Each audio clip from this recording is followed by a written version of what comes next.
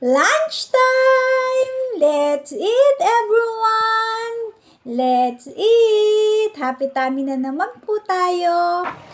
Nagluto nga po ako ng broccoli at i-slicein po natin siya ng bite size.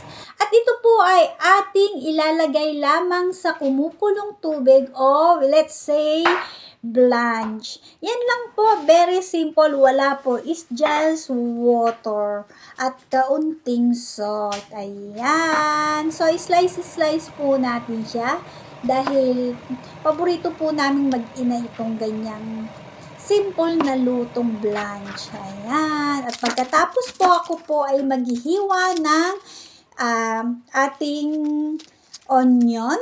3 piraso po yan na yellow onion. At i-slice po natin siya dahil po tayo ay magluluto ng liver. Chicken liver po ang ating niluluto for today.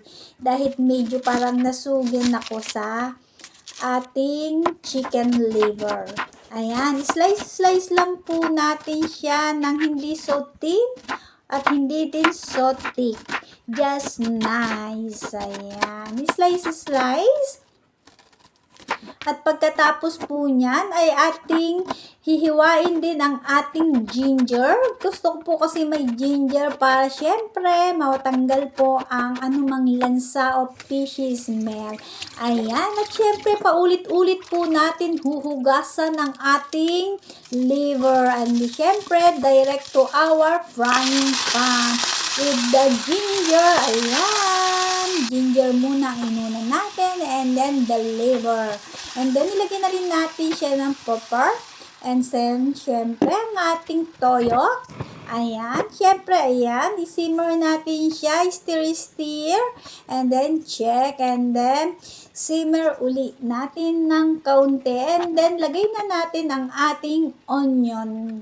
Ayan. Let's put the onion and then cover. And then, while we doing that in waiting, ayan, i-boil natin ang ating broccoli. And then, syempre, i-check din natin ang ating niluluto sa kabilang stove. Ayan. Then, a little bit pepper again. And then, check our broccoli and done.